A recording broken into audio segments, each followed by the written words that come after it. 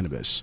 That's very important, Yeah. you know, but they're afraid of losing their credibility for whatever reason. Well, you've got the phenomenon of drug workplace testing, which is important because none of us are advocating the use of any of these drugs while you're driving a vehicle, while you're operating heavy equipment. And to me, the biggest false flag, if you will, is the notion that children are going to have access to it. Newsflash. I know this might be a shock for some, particularly Carolyn Medeiros at the Center for Enforcement of Other People's Social Whims upon the Populace. All right? The organization for Won't Somebody Think of the Children? Yes. The organization that says that we're going to take our concerns and inflict upon you mercilessly across the web and on talk radio when we haven't been able to find anybody else in her alliance. All right? Guess what? Kids are smoking pot. And it's really easy to get. It's happening now. Yep. Right, and it's not safe. There's a rash of fatalities and hospitalizations in the state because of synthetic marijuana.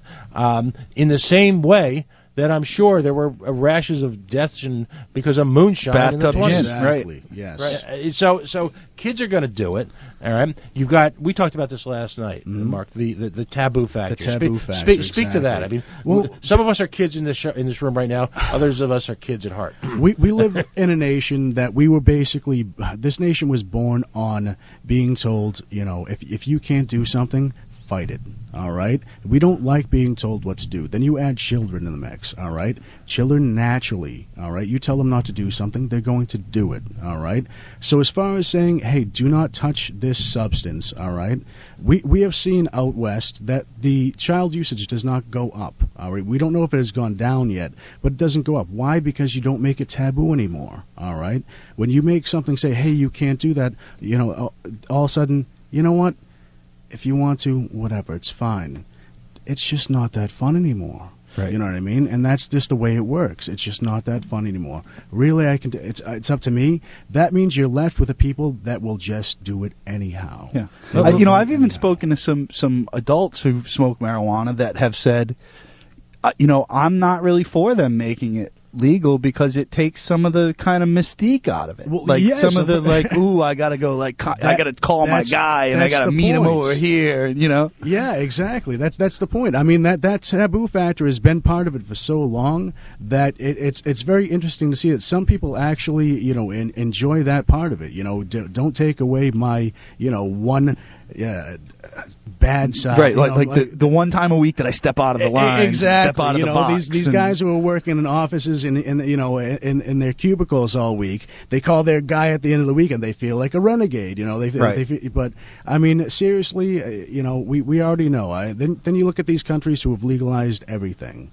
And again, people say, "Oh, you can't compare it because it's not the United States. It's not the same amount of population, it's a small population." American exceptionalism at its finest. Okay, exactly. I'm sorry, but again, you cannot argue statistics. Statistics are there for a reason. That's why we use them. You cannot argue this. Mark, I'm gonna list 4 commonly used items in American life. Mm-hmm. Tell me which one is most dangerous.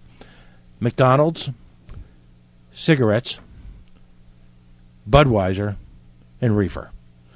Ooh. All right. Here we go. That's a tough one right there. All right. We know the deaths caused from tobacco. That's definitely a big one. Now we also have you have to take into consideration the uses among alcohol for underage youth. All right. But then we have the scariest of all, McDonald's. All right, because there's not even somebody saying, "Hey, kids, you're a little too young for that." You know what I mean? Right. Like when you're 18, maybe you can have a Big think Mac. about it. Right? Once you can make your own decisions, we'll talk about it. But talk about the ultimate. My heart's racing and my left arm is tingling. I'm loving it. Yeah, exactly. Talk about the ultimate gateway drug, though, the Happy Meal. Yes. Yeah. This is honestly though, when I was a kid.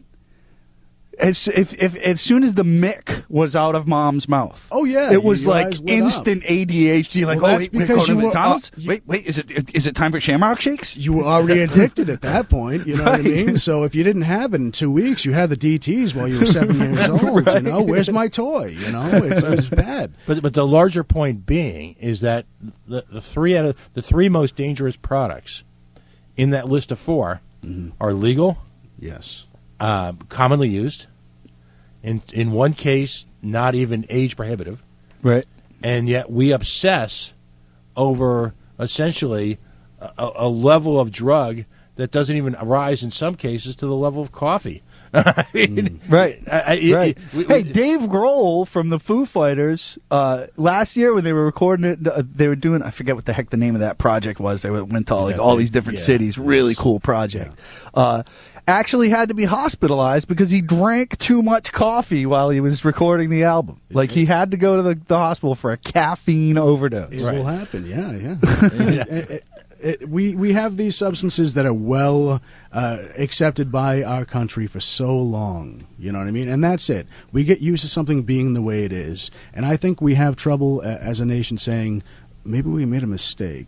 You know, maybe this one thing, we kind of slipped up on this. I generally think that's true. We have this, I've said this over and over to people, I don't think we're really going to be able to move forward on anything in this country until we really take off the rose-colored glasses when we look at our history. Yeah. Because when it comes down to it, the good old days weren't that good. No, and that's it. And I we weren't that good. That's the bigger picture. Get your history straight. Look at the way things were, and then you'll see why these things are regulated the way things are. I mean, if you look at our real American history, what was one of our biggest crops? Hemp. All right. What if you had an abundance of land? What were you actually literally made to grow?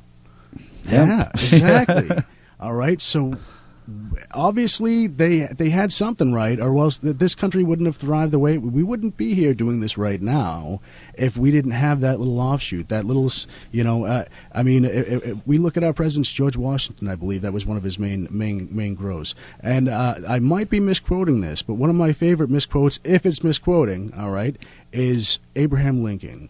Because there was, I'm almost positive it was Abraham Lincoln, where he says, one of my favorite things to do is sit on my porch and smoke my sweet, sweet cannabis. You just see that's just as American as it gets right there, my friend. All right? And that's it. We already know that this industry has to be brought back.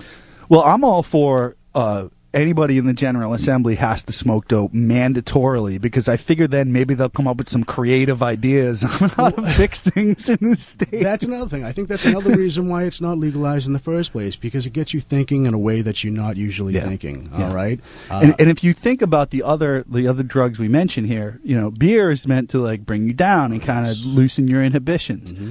Coffee and caffeine and cigarette is all about like the go, like productivity. Get on that road. Here's this other, quote, drug that actually makes you think in ways that you wouldn't normally think. That's scary to some people. Yeah. That's very scary to some people. And not only that, what happens? I mean, most people, they don't want to just smoke alone. They get into a group and they communicate. Right. They talk. Right. That's even scarier. You have people that are thinking and talking in mass groups. Right. So if we could have passed around a few bowls while they were chained to the tanks on I-93, we'd even been better. So let me sum this up then. Again, this issue is disparaged as being a no-account social issue. The war on drugs has cost us billions of dollars in the costs of illegal immigration.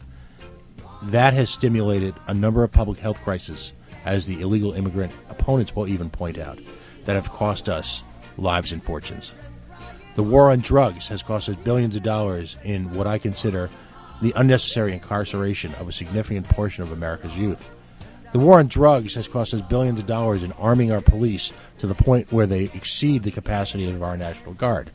The war on drugs has actually mitigated, if you will, the development of additional therapeutic drugs for aiding people with any one of a number of diseases.